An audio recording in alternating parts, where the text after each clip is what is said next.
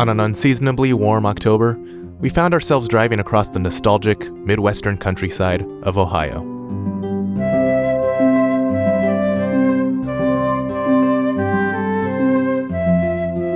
We passed by small patches of woodland, prairies, and fields of crops soon to be harvested.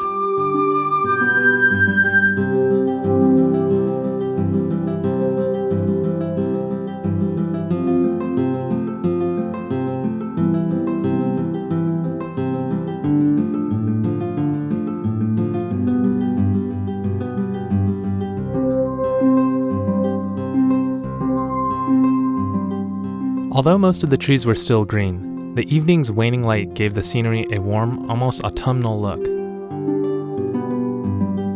Eventually, we entered Wayne National Forest and saw a young white-tailed buck.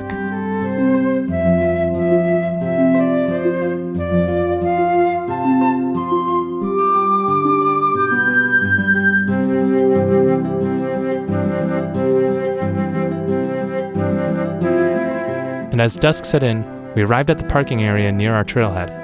As we readied our gear, we took in our surroundings. Goldenrods, teasels, and asters swayed in the meadow surrounding us. Above us was a classic evening sky.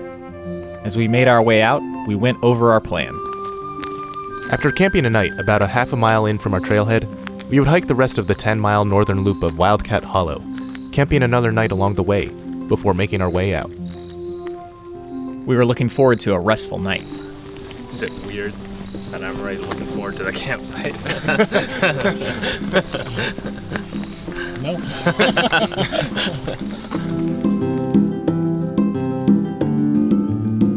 Still, something about the walk to our trailhead felt comforting and familiar.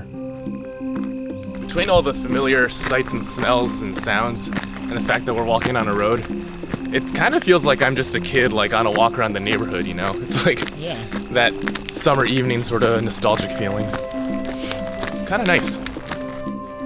We came across one of the entrances to the trail. Is this us? This is short loop this way, long loop that way. There's another sign right here. We're doing Cedar Run or Chapel Hill? But our trail was further down the road. So we should be entering the trail from this side, not this side, right? Mm-hmm. Yeah, let's go look up here and see where the entrance is. I think that might be it right there. So this trailblaze right here is pointing somewhere over there. Oh, that's the old schoolhouse. Yeah. So the entrance is somewhere over there. We saw an old schoolhouse, which was marked on our map, and knew that our trail had to be close by. But first, we wanted to check it out. Any students inside? Hope not. Whoa. You can look right into that. Oh, it's pretty small. Oh, this does not seem like the most sturdy ground. There's a piano in there. I wonder how it sounds. It's not terribly surprising that somebody would leave the piano. Creepy. It's kind of creepy. So the trail doesn't start here, does it? No? Oh, I saw it something up here, right? Oh, you did? Well, it's not a big stone structure. Okay. Well, we do know it can't be too much farther. If we go too much farther, we'll run out of trail. But Right. Are you sure it wasn't before that? No. Like just across from the other trail? Could be. Because it kind of looks like that on here, but... Okay, let's go take a look. Eventually, we found our inconspicuous trailhead. Right there. Oh yeah. Is that the trail right there? Yeah, this is it. It hardly looks like a trail at all. I'm gonna assume it's a trail. Yeah. Looks a little overgrown. Want some bug spray? I do.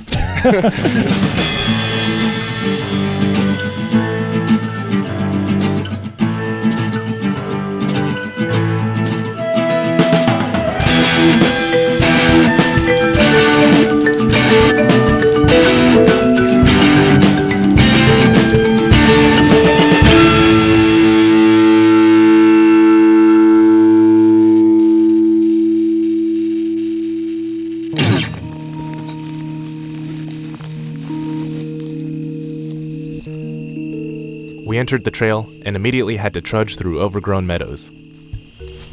Well, luckily, The thick, tall grass ended pretty quickly. Now we're in like a nice pine forest. Hiking through the dark woods was a spooky beginning to our hike. It's definitely been a while since we've hiked in at night. I don't miss it. It's so humid that I can kind of see the mist with my headlamp. But for being the beginning of October, it feels a lot like summer still. Yeah, not ideal. Some sections of the path were particularly muddy, and being in a pine forest didn't mean we were free of overgrown vegetation and spider webs on the trail.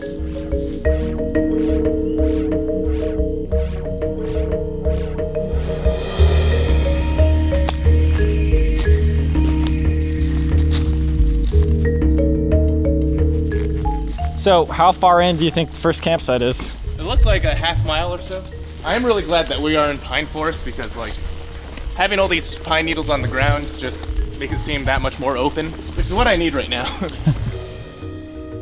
And in the pine needles, we found a red-backed salamander that had been flipped on its back. There we go. He was flipped over. After helping it on its way, I looked at some of the other things on the forest floor. So I think that's a red striped salamander we just saw. It seemed like it was flipped over and couldn't get back on its belly, but we helped it out. And we also saw a woolly bear caterpillar just kind of all fuzzy lying there in the leaf litter.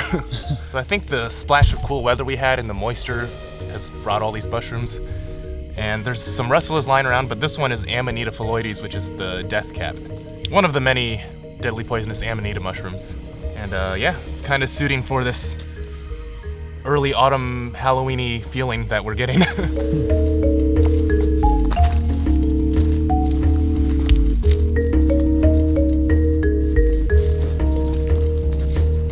We hiked further into the woods, surrounded by a cacophony of crickets and katydids.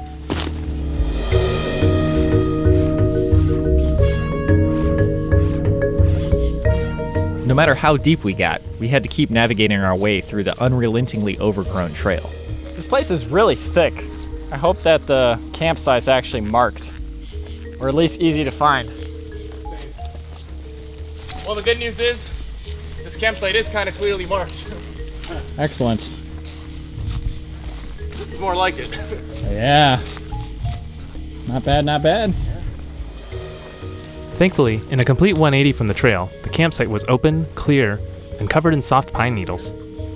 After a quick tick check, we set up camp.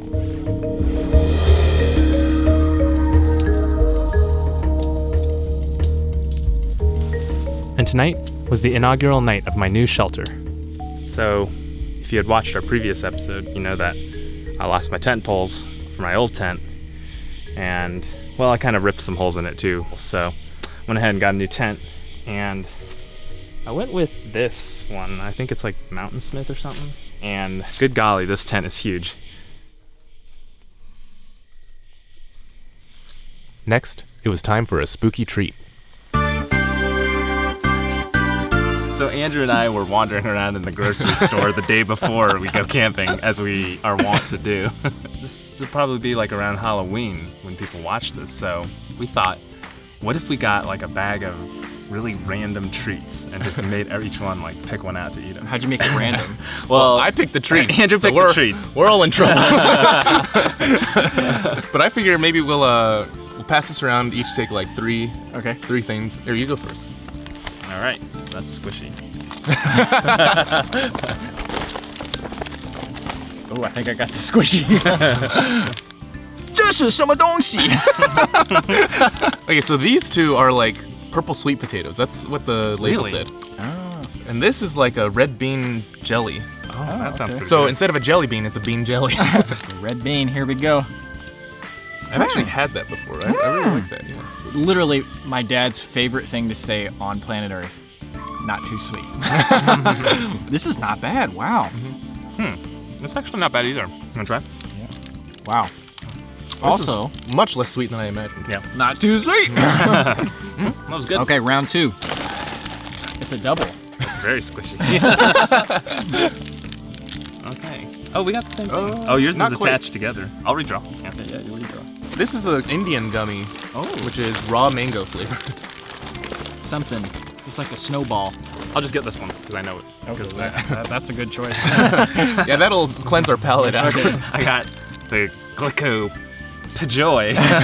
Which it's so that's not Pocky. It's inverted it's not Pocky. Inverted yeah, exactly. Pocky. Filled with pleasure. P-Joy, filled with pleasure. Oh, that's weird. This is kind of like a lemon marshmallow. Ooh, this one hits you real strong with the green flavor. No, it's raw mango, technically. Oh, but that is mango. When you open this, like the chocolate immediately hits you. Oh wow, yeah. It smells like koala. yeah. Not the animal. The little chocolate-filled cookies. So there you go, guys. Are you being filled with pleasure? Yeah. This actually kind of does make me feel nostalgic for Halloween when you Yeah. come back after trick-or-treating I remember. and you dump all your candy out and you'd be like sorting through it. And I remember the Almond Joys and Mounds were like a giveaway from you to me. I yeah. love coconut. Well, these are very pleasurable. So these cookies are from an Indian store. It says elaichi, which means cardamom, which is the spice you always get in curry and stuff, you know? Really? Oh, man. It's like eating perfume. Excellent candy choices. Good work. Enjoy it. See? Excellent. I'm going to quote that. Happy Halloween. Yeah. Halloween, guys.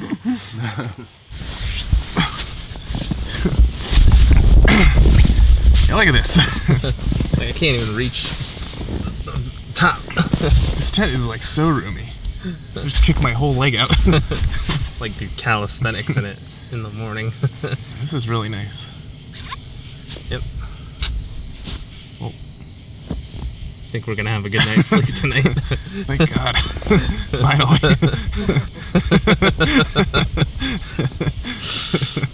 All right, good night. Good night.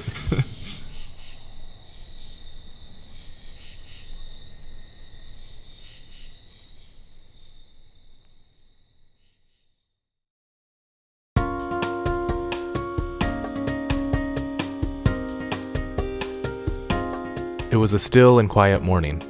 A few birds and crickets chirped around camp, but all around us, the forest life was readily apparent.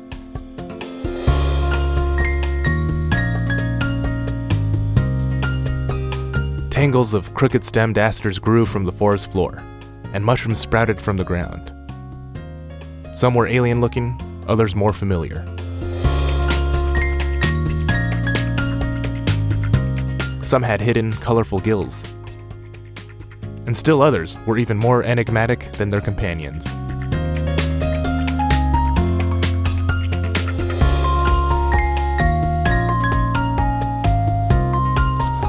Eventually, we all woke up and started packing up for the day.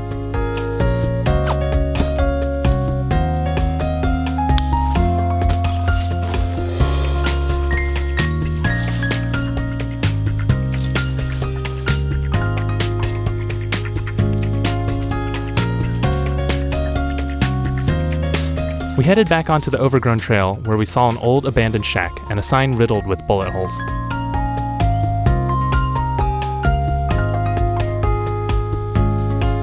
Then, the trail intersected with a wide dirt road. It's kind of nice. It's a lot clearer on this dirt path. Yeah.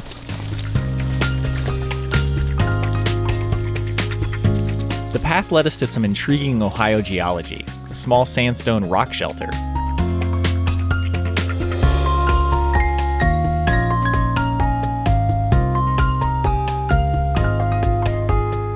We crossed a shallow stream and came across another strange piece of machinery. Is this still in use? Because it's got a cable running to it. They put these wooden boards here so it won't move around, it looks like. There's a car coming on the road. Apparently people ride quads through here. That's why that trail was so open.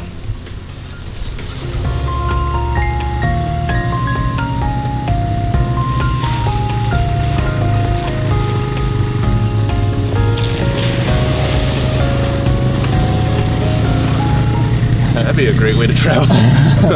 Great blue lobelias and Pennsylvania smartweed grew nearby, but a loud thrum distracted us from their beauty. Look, that one's on right now. How much money do you think they make off of those? Enough to be worth it to come out here and do that, though, I guess. So, yeah. We made our way past the oil drill and were happy to make our way back into the relative quiet of the forest. Although we understand people need to make a living, it was a bit off-putting to come across oil wells on public land so close to the trail. But at least now, we were once again surrounded by the wilderness, and all the critters that live in it, and all the tall trees above.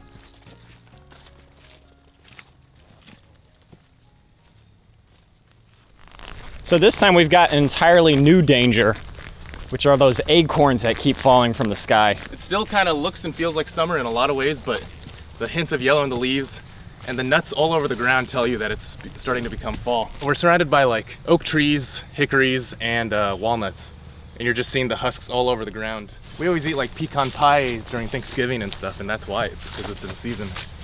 Oh, what are these right here? So this is a nut that everybody in Ohio recognizes, the buckeye. This one is the yellow buckeye because it's got this smooth shell. But this is one nut you don't want to eat because it's actually poisonous. That being said, it's really pretty and it's fun to throw at people, but don't eat it.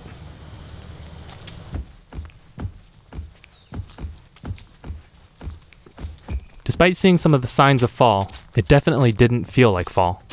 This feels like Shawnee all over again because it's hot and humid. It's not as hot, but got the humidity, and then we're trying to wipe out all the spider webs in front of us as we go. Yeah, I suspect that part of the reason it's overgrown is because how close it is to civilization. It seems like there's a lot of species encroaching onto this forest that you would normally find in meadows. Like all these brambles with thorns, that's like raspberry and blackberry. You usually find that growing out in the meadows, but it's just covering this entire forest floor. I'm also noticing a lot of flowers in the aster genus, like goldenrod, and a lot of multiflora rose, which is actually an invasive species. So I think the health of this forest is maybe not at its best, but in time I'm sure forest succession will take over, and eventually the forest floor will be a lot more clear. But unfortunately for us, it's not right now. We also saw a Japanese barberry bush. This is another example of an invasive plant. And actually, for a while, this was a huge problem in the US because it carried a disease that wiped out a lot of the wheat crops that people were growing in the Great Plains. There is a variety of this that grows in the UK originally, I think, that is edible, but this one is not. And then there's all these yellow mushrooms growing out of the pine needles, and that's in the genus Suilus. And these tend to be mycorrhizal with pine trees. So like they tend to mesh well with the roots of pine trees. And obviously we're in a pine forest, so you'll find things like that here.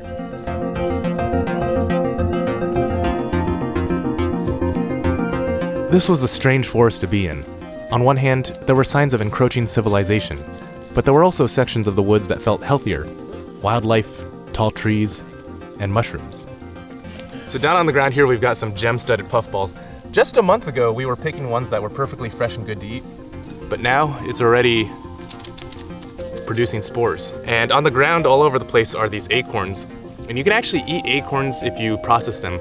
You basically have to soak them for days to get rid of the tannins. But there's certain things you want to look for. The ring around here, you want to make sure there's no holes or that there's no like fungus growing. You want to check the entire surface for holes. And actually, even though these acorns look pretty good and clean, you should not eat these because if they're detached from the little top part this early in the season, that pretty much means that there's something wrong with them and the tree has detached them to like get rid of any disease. And nearby, we found some puffballs that were fresher. So continuing on the theme of nuts, there's a bunch of hickories lying all over the ground. This is what they look like when they have the husk on them, and this is the nut that's actually inside. I've only had the privilege of trying a really fresh hickory nut one time. They taste so sweet and almost like maple syrupy, and they grow plentifully. It's just a little harder to crack them open compared to like cultivated nuts.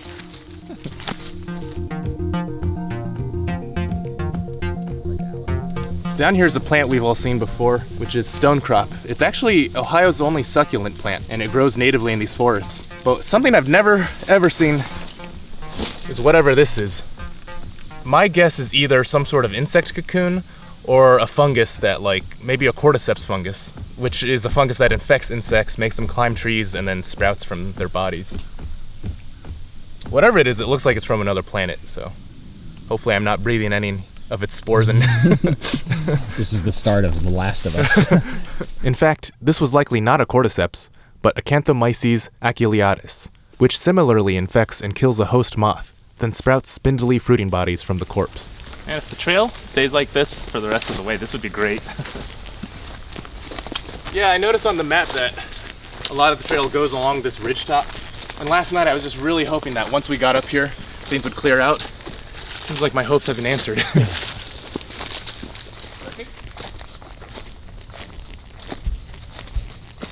We came across a small campsite and decided to stop and have a snack. These were from Esther Sugai. Thank you very much. They are sweet Maui onions, macadamias. You want some? What I'm experiencing is indescribable.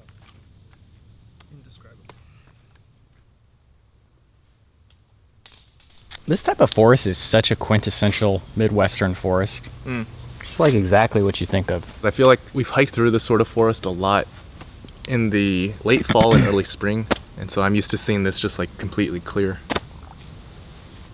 It's usually a lot colder too. Usually not quite this humid. But thanks to the warm, moist weather, I did find a really cool mushroom. So this is something I've actually been wanting to see for myself for a while, but it's Old Man of the Woods. You can kind of see why it's called that because it's got this old, dark, cracked surface, and I don't know, it just kind of looks like something that's been sitting out here a few years too long. And if I'm recalling correctly, it is edible. It's one of those mushrooms where you look at it and you're like, you can understand where fairy tales came from.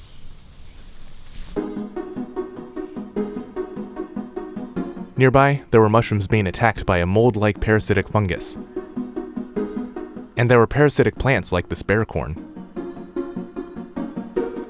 We continued hiking, always on the lookout for spider webs. We didn't really want to come face to face with a spider like this marbled Orbweaver. And as we ascended a hill, Andrew saw some familiar plants along the margins of the trail. This giant red stalk belongs to American pokeweed, Phyllotaca americana. The berries are toxic, but you can use them to create a dye.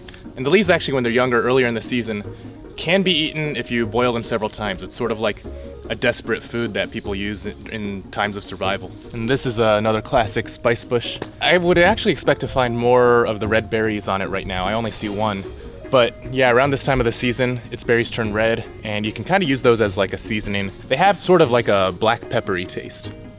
And the leaves have like a fruity, fragrant, herby smell to them. And you can use those for tea. So we were just looking at the map, and there was another campsite just past the one we were stopping at.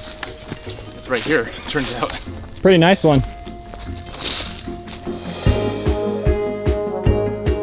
But we still had several miles to hike today, so we continued on. We passed by some Russula mushrooms and a fruiting striped wintergreen plant.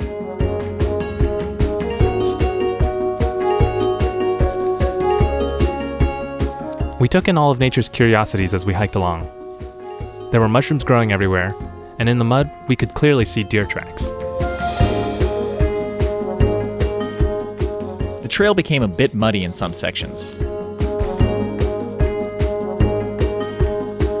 We came to a fork in the path and continued through the mushroom-filled forest.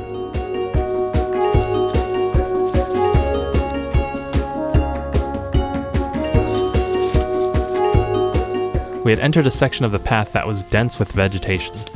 As we hiked, we used a walking stick to clear away any cobwebs. Kind of thick in these rhinos.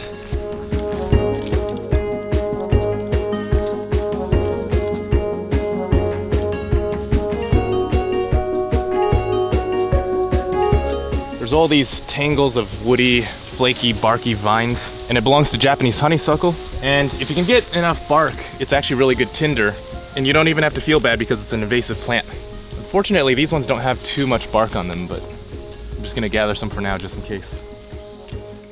And like that, the trail cleared up again, into more open forests. All right, I think we are coming up on our next landmark, which means we've hiked about 2 miles so far. Well, that's good. That means we're making decent progress. And with the road come certain plants often found in civilization. So since we're sort of by a road, I'm seeing all these plants that you don't typically see growing in the forest, but I often do see them hiking on like bike paths through suburban areas. But down here we have a little sapling of a black locust tree, and it's in the legume family, same with the redbud over there. But both of these have flowers that in the spring are edible. The black locust has like sort of this clump of white flowers whereas the redbud has pink flowers that grow all over it. And then in the lawn, I'm also seeing some more familiar plants like burdock, dandelion, and common plantain, which are all edible and medicinal. And then it was back into the woods. Splashes of yellow gave a warm hue to the canopy above. It's kind of weird. This really feels like fall, except for the heat. Like the environment, like the color of the sky, how quickly it's getting dark, the leaves. Even the smell of it, like you got that like rotting leaf smell. Just the one thing that matters the most for fall we don't have right now. We saw more signs of civilization. Looks like somebody tried to bring in their tent the easy way. It's like it's bolted to some metal poles. I can't imagine what circumstances led it to that fate. And I saw a familiar tree. The sticks from a tulip poplar tree will always be sort of dark and cracked. But I'm gonna take some of this bark for tinder. The sun emerged from behind clouds as we continued hiking.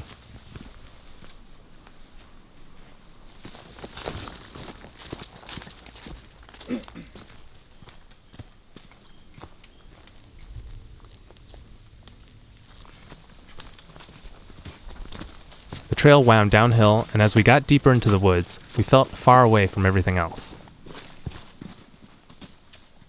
You know, places like this, though, they do make me appreciate how much I enjoy solitude. Because when there's nobody around and you don't really run into anybody, you really get the sense that you can actually, like, get lost in a place. And if you were to get lost, these pear-shaped puffballs might offer a tasty snack. And speaking of snacks... So none of us have eaten yet, and I think the consensus is that the next campsite we'll stop and have lunch. I think energy levels are waning right now. Waning national forest.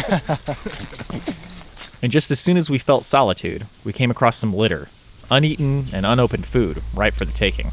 It's slightly tempting. It's slightly tempting, and then you realize how much weight it probably is. Yeah. I mean, those beans have to still be good. Yeah. Oh, there's some Spanish rice, too. What's wrong with people? Lots of things. I guess they abandoned all their food because they were trying to forage on these walnuts. But I don't know how that would have gone either. But there's all these big green balls everywhere, and these are the husks of walnuts. On the inside is a shell, and it's really hard to crack open. But if you do, the meat inside is edible. But actually, you gotta be careful when you touch these because these will stain your hand. And you just gotta wait for your skin cells to fall off and be replaced by the other skin cells for the stain to go away. You can actually can use the husk to like dye clothes black or dark brown. We made our way to a campsite, saw even more litter. Somebody really wasn't happy with the humidity. They took off all their clothes. I don't get it. Abandoned ship.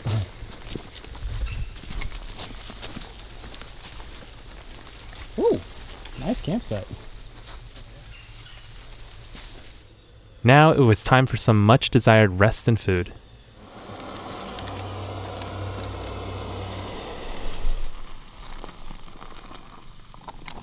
So I'm going to be doing the Timberline Trail in Portland, Oregon. And so to save on weight, I'm seeing how feasible it is to pack basically just dehydrated meals for my main meals and then maybe some nuts and stuff for snacks. And while that cooked, we had an appetizer. We got some ramen snacks from Esther Sugai. Mm-hmm. They actually taste really good. But maybe these are like the ramen bits that don't make it into the cubes. So this is the chili mac with beef. I feel like we've had this with Thomas before, right? I think we did literally last time we camped. This one's for you, Thomas. So yeah, this would be a really nice hike if we actually had fall weather. Mm-hmm. Yeah. As it is, this is like, feels like summer, looks like fall. But also the fact that all this tall vegetation is still around, so we gotta like be mindful of ticks and other annoying parasites. Yeah, there's literally no breeze. Like maybe if you had to measure it, like something moving out 1 foot a minute as you're hiking, you just feel nothing. You know what I mean? Yeah, you're always waiting for that relief. It's like the temperature equivalent of being thirsty. Like you just want that cold, brisk wind. Yeah, and all you get is like room temperature water. Cold, brisk wind.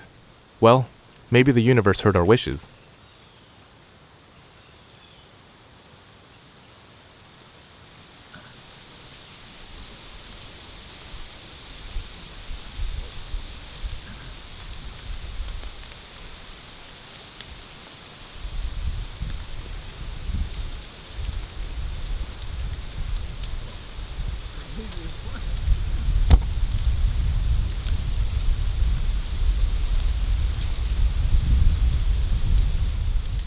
If it did, the universe seems to have a twisted sense of humor. Well, it seems these days rain just follows us around. It was so sunny earlier. I mean, the breeze is nice, but Yeah, I can feel it. yeah, I feel the droplets. Yep. It just got so dark suddenly. All right, yeah. All right. We'd better get ready. Unbelievable. I can hear it now. If you help me with mine, I'll help you with Yeah.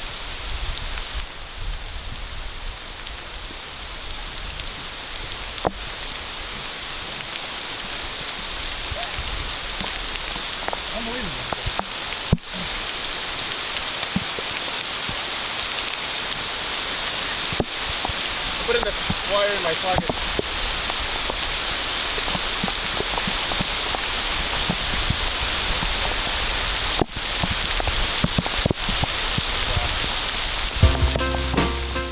Rain. Of course it would rain.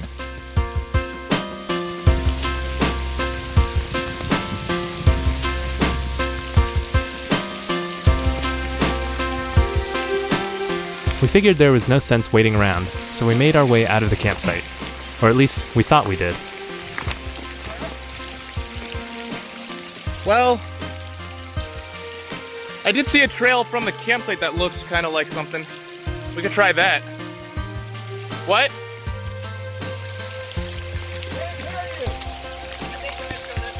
Are you sure though? Because I saw a trail leading out of the campsite, but it was like... Let's check back at the site.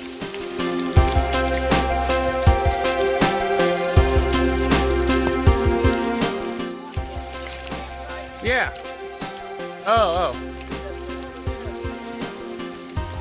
It's funny, it's like, as soon as the rain starts, we get panicky and we just stop thinking clearly, and we like almost lost the trail just now, even though it was literally right over here. I hate the rain. It's terrible. It's wet, and it gets everywhere. The universe has a funny way of giving you what you want, just in the way you don't want it. You're complaining about the heat, and then it starts raining. And it feels kind of nice, but it doesn't.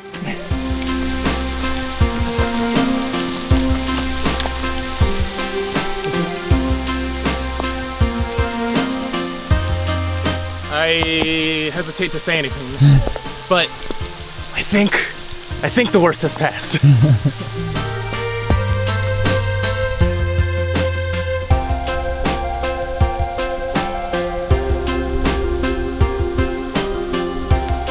So the trail right now is kind of going parallel to a road, and it's really weird. It's like, on one hand, we feel completely isolated in this really thick jungle-esque bit of the forest, but on the other hand, we keep coming by signs of civilization. We continued hiking up a muddy hill in the rain. I was on my last leg. And then, the rain picked up once again. Brian still alive? Yeah. He doesn't have much energy though. I feel like it's coming down hard again. Yep. We're almost to the water cache at least. It's really coming down pretty hard actually.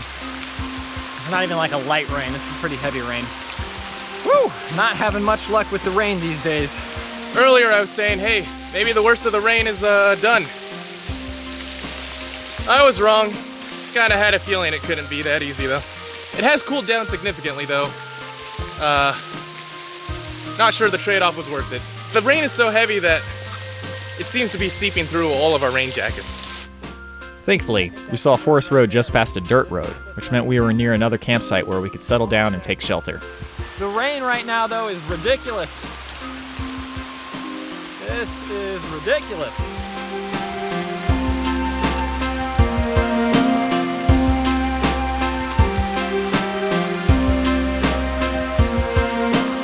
Pretty ironic that we need water. Yep. For some reason it's like comforting to come to this landmark, even though it really does us no good. In fact, now I'm more exposed to the rain. At the road, we waited a bit so we could all regroup.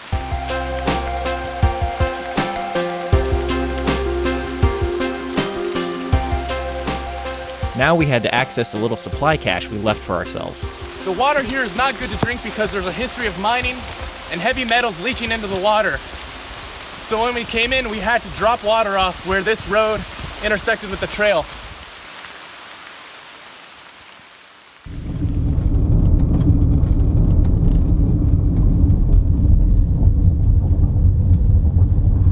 So we were heading to the place where we were going to store our water for the second day, but unfortunately the road was closed, so we have to detour back around. Instead of heading in from the north, we're going to head from the south, and that kind gentleman over there helped us out, so hopefully we'll see. I didn't really understand his instructions, but I'm looking at the map, we'll be able to figure it out. So.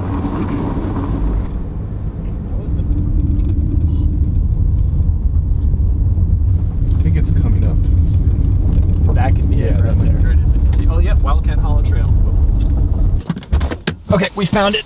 Let's get the water and stash it. So we wrote on it just in case somebody found them.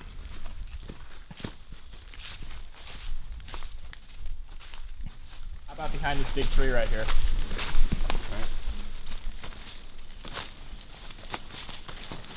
I think this is good, right? Yeah, I think so. And the road's right there, so you can't really see it. Trail's over there. I'm gonna take a picture of the tree just in case. Okay. I never forget a tree.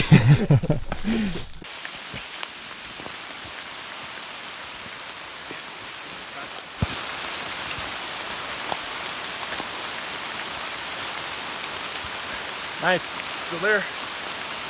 No thirsty deer has gotten to it yet. Obviously, we couldn't fill our water up in the rain, so we had to carry the gallon jugs by hand for now.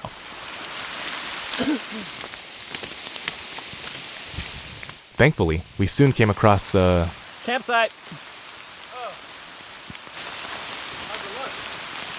Big. I think this will do. This is more like it. Yeah, so maybe let's set up a tarp first. Yeah, that's what I was thinking. Get dry a little bit. Yeah. Oh, what a relief. I mean, Relatively. yeah. Remember in the game The Sims, where they have bars that like visualize their happiness, how tired they are and how hungry they are? Mine are all empty right now. That's how I feel. As we set up the big hexagonal tarp, we talked about the rain. Oh, that was really like heavy rain. Yeah. It was like, oh, let's just make everything wet instantly. Hardest rain I think I've ever experienced while camping, while hiking, that is.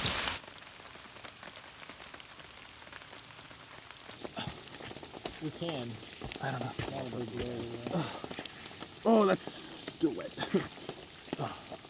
So, how's everybody feeling? Feel like a wet noodle. I have like all these things that run through my mind when things like this happen. Storms like this can really make your mind race and make you question why you came camping in the first place. But they also add to the fun of the experience, at least in retrospect. Thankfully, the storm eventually dissipated, and the sun even came out. We brewed some coffee and had a snack. I feel better now that the sun's out. Well, it's cooled down and the sun's back out and it's stopped raining, so it's actually a little bit better. Yeah. And we've got our water. It's funny how much of a 180 it is. Like, we were hiking in the heaviest rain ever, Yeah. and now it's just like so peaceful. Stroop Waffles were good too. Really good when you dip them in the coffee. What'd you guys actually think of the Stroop Waffles though? Stroop Waffles are super good. That's the first time I ever had them. Yeah. I didn't even know they existed before you guys told me about them. So normally I have my coffee a little sweeter on the sweeter side. I'd like to have them, but not with my coffee sweet. Just like So I can get black that. coffee. Yeah, so you get so the good. contrast, and Yeah. then I want it to be snowing outside, and then I want to have a fire in the fireplace, and I want to have a TV with Danish TV on or something. It's like just listen to people talk. Some hygge. I was on an airplane one time, and the flight attendant came by with packets of Stroop Waffles and then like a little thing of pretzels, and she was like, "Do you want salty or sweet?" I was just like, "What kind of question is that?" God, it is so nice now that it's sunny. That's so weird. Like the whole sky is blue now. Yeah, it's completely blue. And it was so funny when we were at the other campsite because we were just sitting there and we looked up and you could just see It came out of darkness nowhere. It was a wall of approaching. rain. Yeah. Yeah, just And I was sitting there going like, God, please don't be rain. Just be dark. That's all. We should have set up the tarp there and then just waited it out. Could have been dipping Stroop Waffles under the tarp. Yeah. But I think we're gonna hike 1 more mile to our next campsite. Yeah. But we still have another snack for later. Very fall snack. Oh yeah.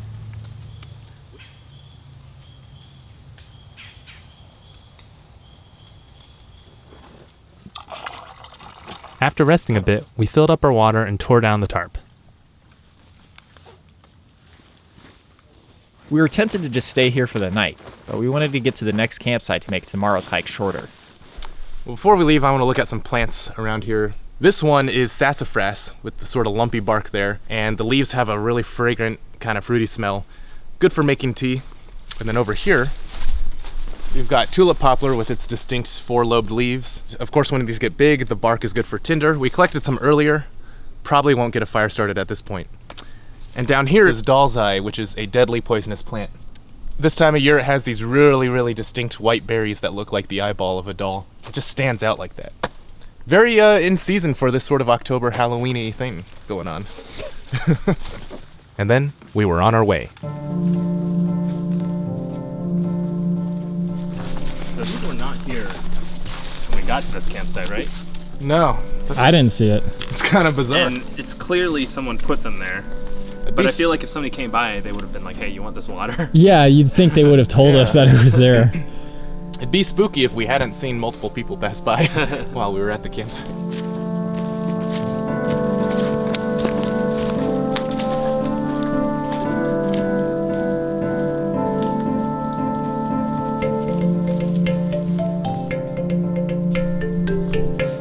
We hiked along more thick trails.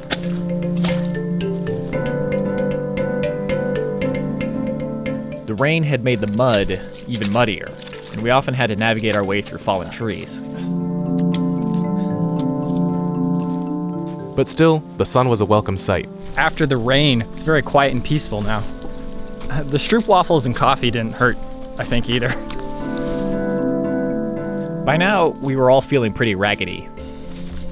Sometimes in places like this, you have to cultivate a part of you that's kind of a masochist. Like, you just gotta learn to kind of enjoy the pain and discomfort of it. Like, you know, when you're exercising really hard and it kind of hurts, but you're sweating and you're burning and it feels good to exert yourself like that? It's kind of like that. The times when you need something like that the most are when you are stuck in civilization and living too much of a cushy sort of life. Bryan disagrees. Well, it's like, yeah, I understand that whole thing, but sometimes that doesn't mean you need to hurl yourself and headlong into alone and afraid and naked and afraid. While it's nice to be outside, this place has offered me nothing exceptional besides just really overgrown woods. I think you've got to be seeking something specific to be here. In this condition, at least. You've got to be looking for that absolute roughness, If you're looking for pretty sights, go somewhere else. It really, really feels like we're hiking through the jungle. Whoop, whoop, whoop, whoop. Oh, this is autumn olive. It's an invasive plant from Asia, and it has these berries that you can eat when they're all shriveled up, but otherwise they're too astringent, they dry your mouth up. And this right here is dogwood. One of my favorite trees. This growing over here is Christmas fern. It's called that because it's actually evergreen and it lasts through the winter, so you can use it in wreaths and stuff. And then over here, these really heart-shaped leaves. This belongs to wild ginger. Wild ginger is mildly toxic, but I've heard people use it as a spice. There's a lot of contention on whether or not it's worth it. But in the springtime, it does grow a really pretty flower in between the leaves that almost looks like a monkey's face. We continued on, and thankfully, we were soon reaching the end of today's hike. It's like a little pond over here.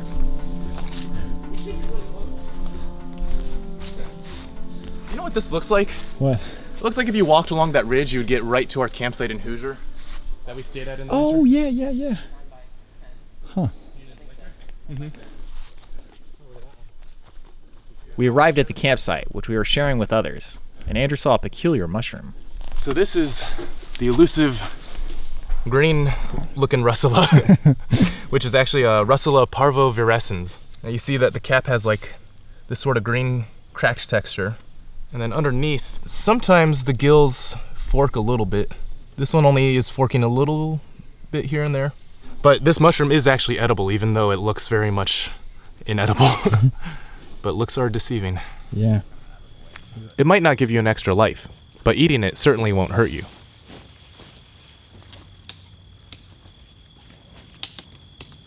We set up our shelters, thankful to be surrounded by a clear pine forest.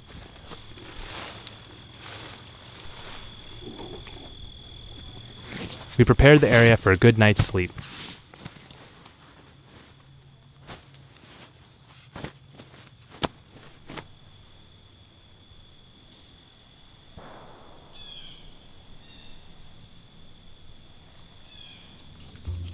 Finally, it was time for our evening snack. And the first step was to quickly whittle a stick into a point. Now the step is to puncture this apple, which, by the way, is specifically weirdly narrow. And what we're gonna make today are caramel apples. Do you guys want the peanuts or the pecans? This is gonna be so messy, oh my god. Okay, so we've got our not exactly homemade caramel here. You guys say caramel or caramel? Doesn't matter. I say whatever I feel like saying at the time being. Yeah, we just gotta dip it. Dang, that's a lot thicker than I expected. Yeah. We should make a YouTube channel that's just things you shouldn't cook in the woods. What do you think Adventure Archives Caramel is, baby? apples. I was trying to go easy on the caramel because I don't think we need that much. So have you guys ever go to a fair and get a caramel apple? I haven't actually. Yeah. I think I have, but I don't remember it. Like, I don't remember being so, like, blown away by it. I used to want them as a kid all the time Yeah. at the grocery store. They look amazing. Yeah. And my parents never let me get it. Well, the next step is to put some crumbled peanuts on it. They're not gonna be crumbled, just put them on. Yeah. Happy Halloween. I feel like we've just been better off buying caramel apples and bringing them. No, there's no fun in that. What's the fun in that?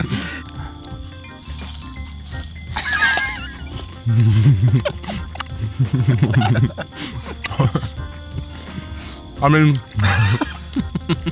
You like bit right through the stick, dude. you can't argue with the Took a taste. gigantic bite.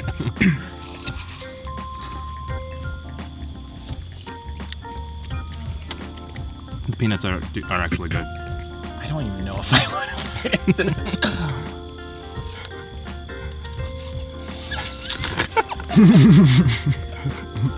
I mean, it's pretty good, but this is just like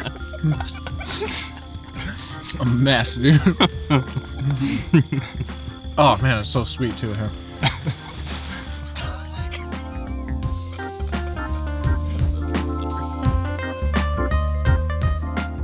After our sugary snack, we had a restful night's sleep under a starry sky.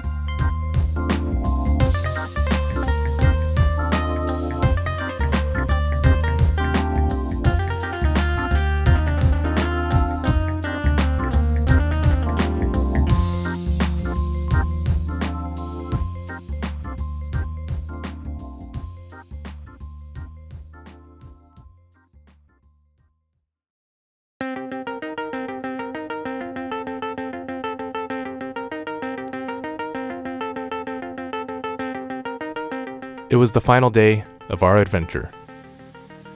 We packed up our things and headed out.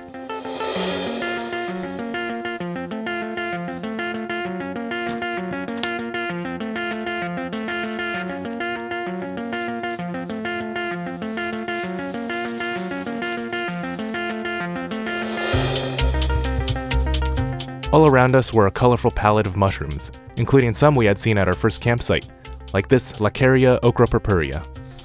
So this is an unassuming mushroom, and that species name ochra purpurea, when you turn it over, the gills have this sort of lavender color, and this is actually an edible mushroom. Sometimes the gills are even more of a bright purple color, but yeah, unassuming from the top, but it's a party on the bottom. And then over here we have an amanita mushroom, You can tell it's an amanita because it's got these characteristic spots on the top, which are actually flakes from basically an egg that the mushroom comes out of. And down here along the stem, there's a little skirt, and at the bottom is a characteristic bulb of the stem. And it's just bright yellow color, and typically amanitas will grow alongside pine trees, and obviously we're in this big pine forest, so there you go. How did you guys sleep yesterday? I felt like it was the most humid night I've ever had in my life. I did not sleep as well as I did the first night, but I didn't feel like it was humid. I had trouble sleeping because I had to pee, I had a headache, I was kind of hungry. But once I got up and resolved all those issues, yeah, I don't know if you guys heard it, but there was a barred owl last night. I heard it was really loud. It flew directly overhead us. Oh, what's this? I believe these are ringless honey mushrooms. They sort of have like a slight fuzzy texture on the top. Their stem has no ring or skirt, hence the name. And they usually grow in clumps like this. They are actually edible, and when you cook them, they have sort of this sweet flavor.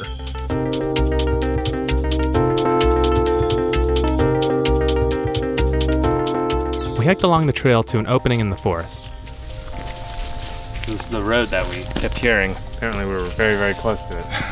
There was like one point, I think it was early in the night, it was super, super loud. There were like Floods. 4 motorcyclists who drove by. Oh, okay, that's what it was. I heard that too. Yeah. And then it was back into the tangled woods.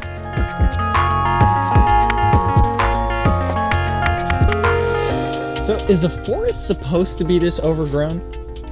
Typically not, actually. I feel like I usually see this when it's a younger forest or when there's some encroachment of civilization.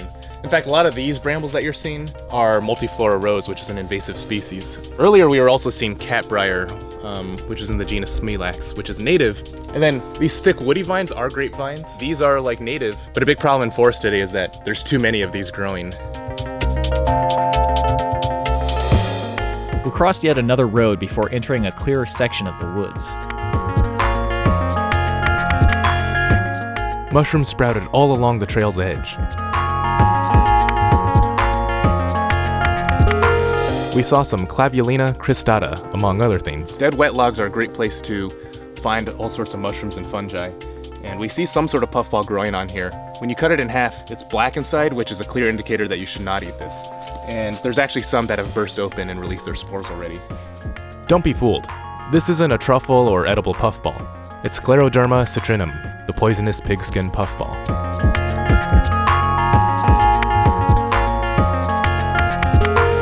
We came to a heavily eroded fissure with a narrow, slippery log across it. Just wondering how worth it this is, but this is not worth it. We're going around.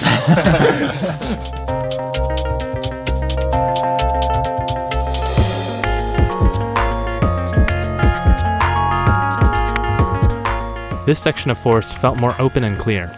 And it was alive with native flora, club mosses, big healthy trees, and beautiful fungi.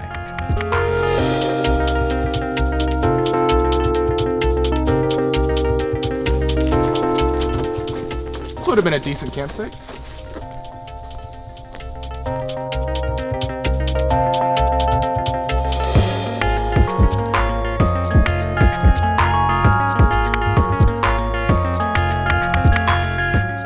We came across a cutleaf grapefern with a beautiful spore-containing fertile leaf standing tall. And we came across another marbled Orbweaver, which was meticulously building its web, using its hind legs to precisely place its strands of silk.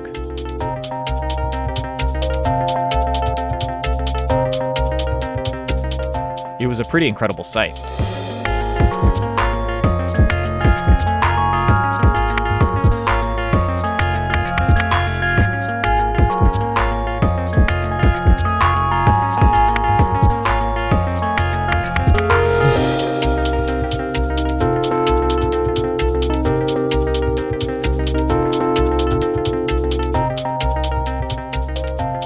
We continued on through an expanse of pines. We came across another campsite with litter in the fire pit. Looks like whoever was here had home-style chicken noodle casserole. You want to have a good time like these people. Pack your food out.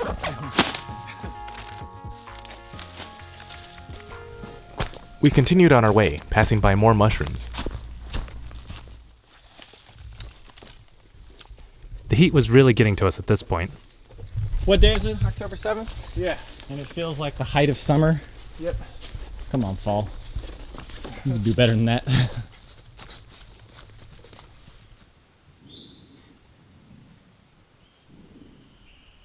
Hidden in the leaf litter below were tiny but distinct orange mushrooms.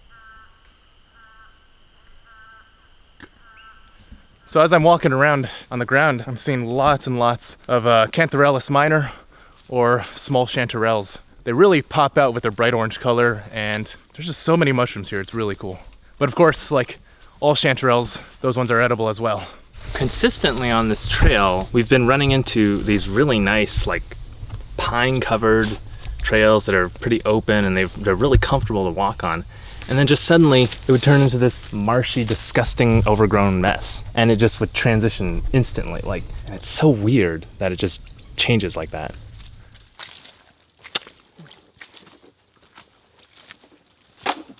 And then we came across a muddy road with no clear trail markers. Well, where's the trail? Left looks promising.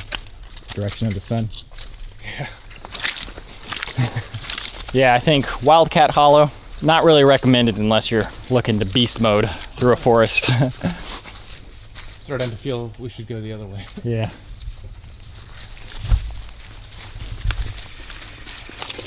I don't believe there's a single wildcat living in this hollow. Not much of a hollow either. Pretty dense to be hollow. It's like the mud from this road is adding to the weight of my boots.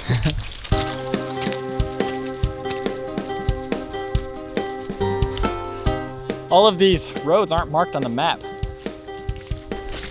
What a weird trail, man. There's a blaze there. You know where a blaze would have been useful? That first road. Thankfully, the trail led us back into another nice, clear pine forest. But we still felt pretty sweaty and gross. Well, right now I feel a lot like this purple Cort mushroom, which is very slimy and sticky.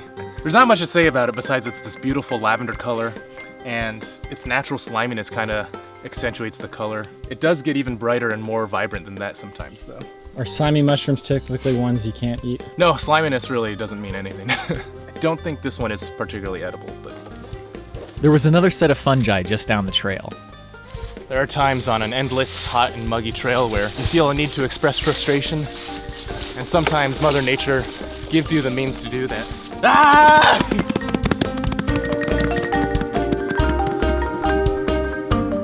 I probably made the situation worse for myself, actually. Down the trail, we also found the speckled oak gall, a growth caused by a certain species of wasp. As we continued on, we passed by many other curiosities. More spiders and an oil hose, among other things.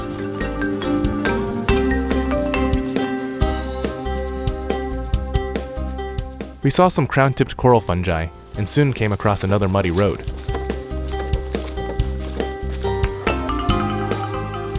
And back on the trail, we saw another curious thing. Remember how we were talking about unnatural things in the natural wilderness? That's creepy.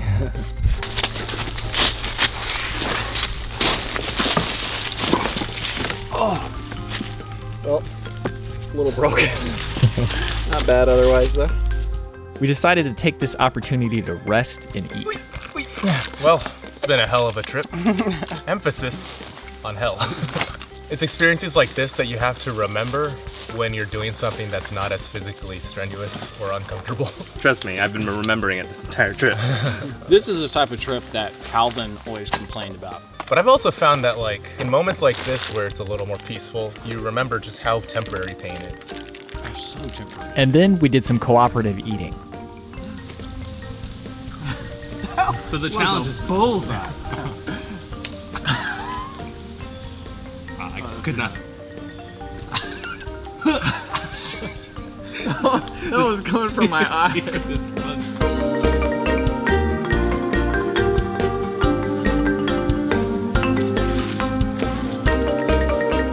Eventually, we got back on the trail and saw some Clavaria fragilis, or fairy fingers. And the trail again became dense. Man, it's thick and hot now.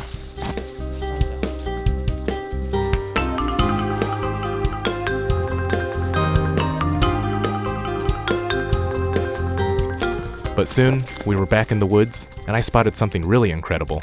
Okay, this is kind of awesome. I was just walking and I saw something in the distance and I thought like, there's no way that's a mushroom. It's got to be a leaf, but turns out it's one of everybody's favorites, chicken of the woods. Oh wow, that's beautiful. I just love how like bright and orange it is, and it's definitely got some good pieces we could eat if we wanted to. Chicken of the woods is one of the big mushrooms a lot of people look for. It's always a good day when you see one of these.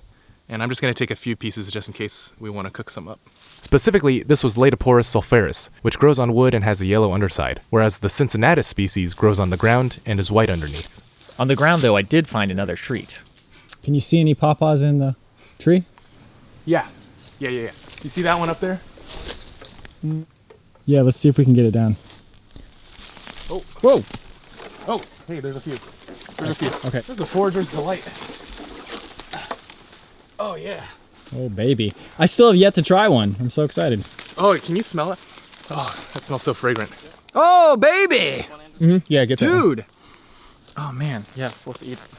I peeled the pawpaw and we got ready to eat. Is there a pit inside? Yeah, there are several, but you just sort of bite into it and then spit out. So what I'll say is that this one's slightly underripe. I don't know, it's pretty good. No, see, I actually like them underripe because it has this like custardy cake battery flavor to it, you know? It'll be less soft? Slightly, yeah. But it still has that like mango banana taste, you know? It tastes just like a banana mango. And you notice earlier I just shook the tree to knock them off because generally that means they're good enough to eat if they just come off on their own. So what do you think? Your first time eating a pawpaw, right? Mm-hmm. It also tastes like a little bit like pineapple. I think the smell is a lot like pineapple. Mm-hmm. I didn't see that. Got that like sort of tropical. It's not the most clean fruit. That's probably why you don't see it sold in stores because like it's so hard to keep like fresh. Uh-huh. And also it only ripens on the tree, so once you pick it, it doesn't really ripen. But it is in the custard apple family, so it's related to some plants you can find in the store like soursop and cherimoya. That's so cool that that's a local fruit. And the pawpaw tree, one, it has bark that's good for making rope, and two, the wood actually is good for friction fires, which is why, as I always say, it's one of my favorite trees. After enjoying the pawpaws, we crossed a placid stream and came to a small campsite.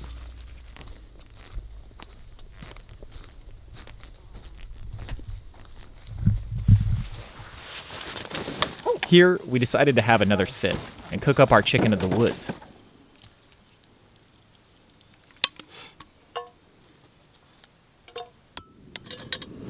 I don't know what else will get your appetite going, like boiled chicken substitute.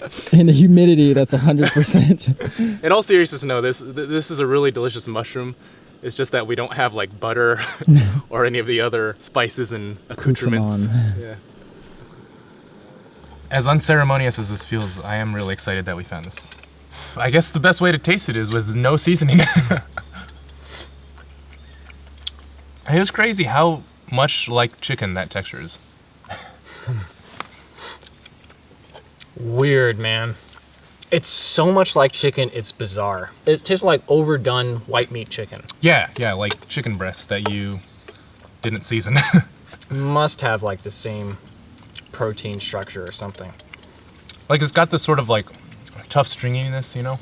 They need to use this for vegetarian substitutes. One way I still want to try this is to deep fry it. Like bread it and deep fry it. Oh my god, dude, with some ketchup. Robby's thinking about that post-hike meal now. All that talk about chicken and proteins and stuff makes me wonder if this water can taste at all like chicken broth. You look It looks concerned. disgusting. We'll see. Oh, that tastes a lot like chicken broth. Really? Yeah, no, here, try it. Wow, that's weird. I did not expect the Wow. like the mushrooms one thing. I did not expect this to taste like broth. Wow. Maybe it actually is chicken. What came first, chicken or the egg? The mushroom. Even without butter or seasoning, the mushroom was pretty tasty. Now it was back on the trail, up a very steep hill.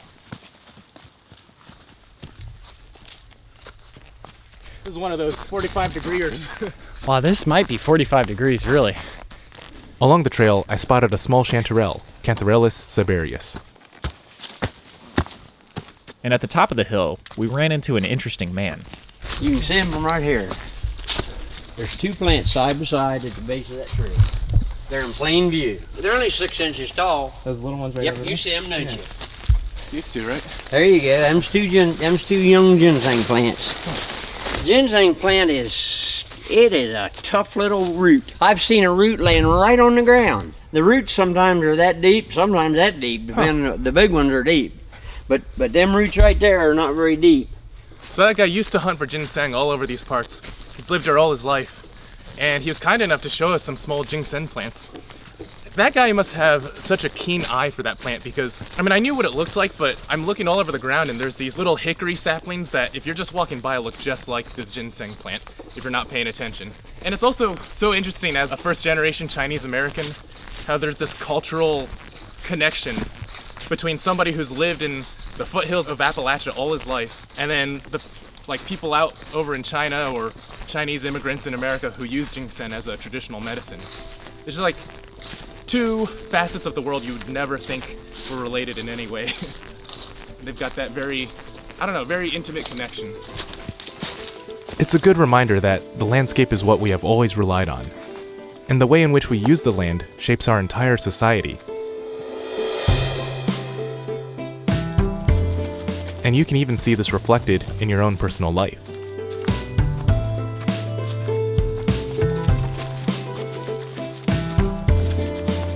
There are landscapes that are natural, clean, and truly wild, and they affect your mood accordingly.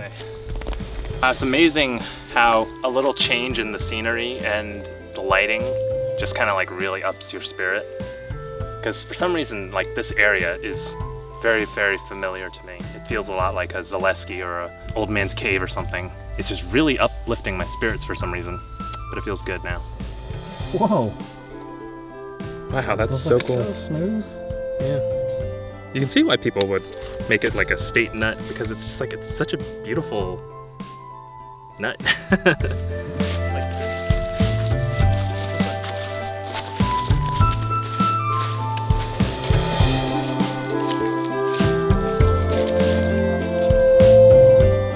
But there are also landscapes that have been encroached upon by civilization.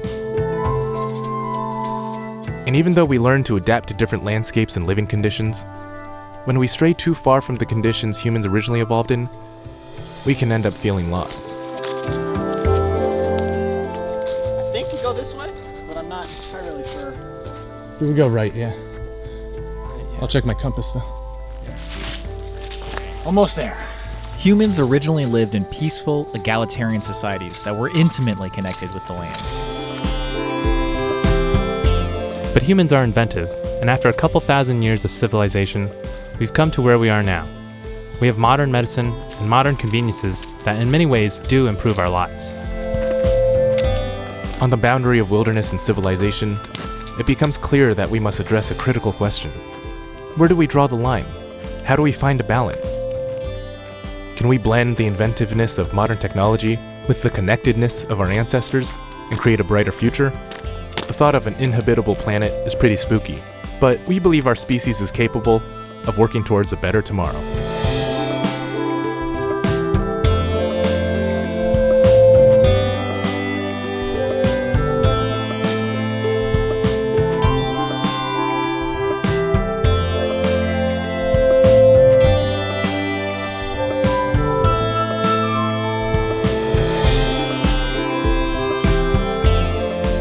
This is the onion ring loaf, apparently. This is what my dreams are made of. I guess it's sort of like the bloomin' onion, yeah. It's like same a concept. decaying onion. So many onions. It's hilarious. So it's occurred to me that we've got 2 large pizzas and Andrew's food coming. They were like, we tried to get a medium pizza and she said it's cheaper to get a large. So well, large it is. That's peanut butter? Peanut butter, looks like pepper jack cheese, bacon.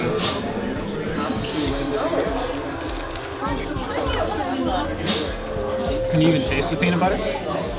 Only really subtly, but I mean, yeah, it does add like that sort of subtle Thai peanut sort of taste, I guess. You want to try? Man, it's barely there, but You want to try? it's an interesting idea. I'll try it, yeah.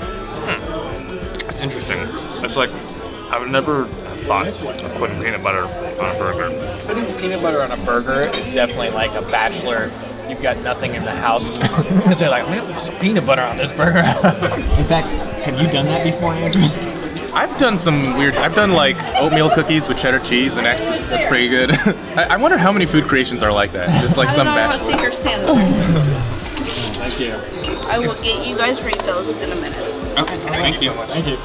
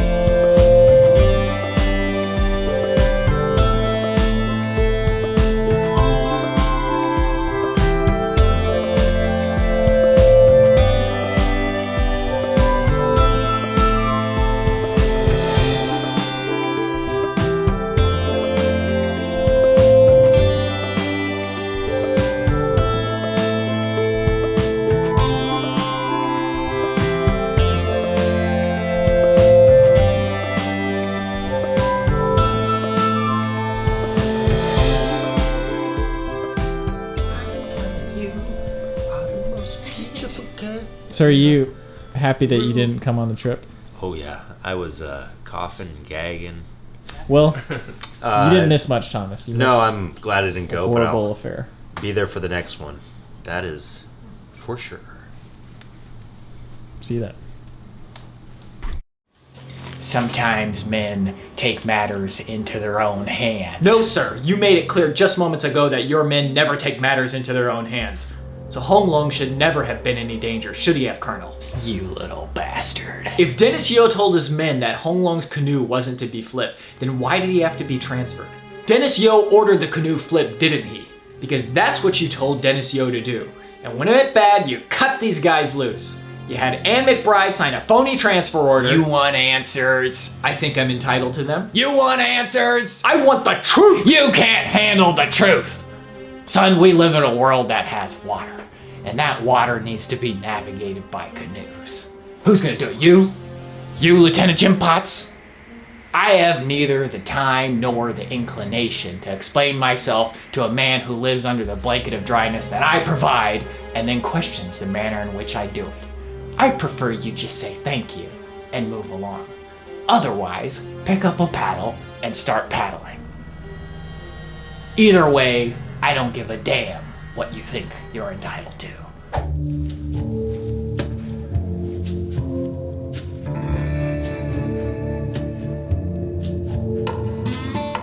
T. Bryce Ryan send you?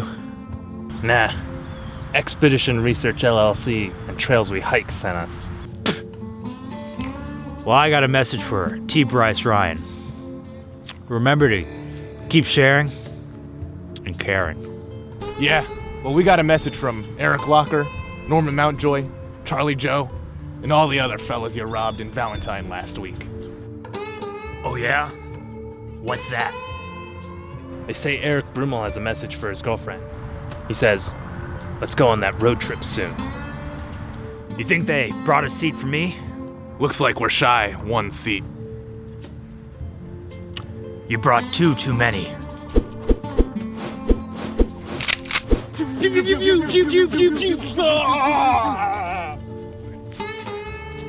I was wondering if you would be my girl. Oh, Jason Bourgeois, of course I'll be your girl. I have something I want to tell you. I'm not like other guys, like Tuck and Coop and John Truitt. Of course not. That's why I love you. No, I mean I'm different. What are you talking about?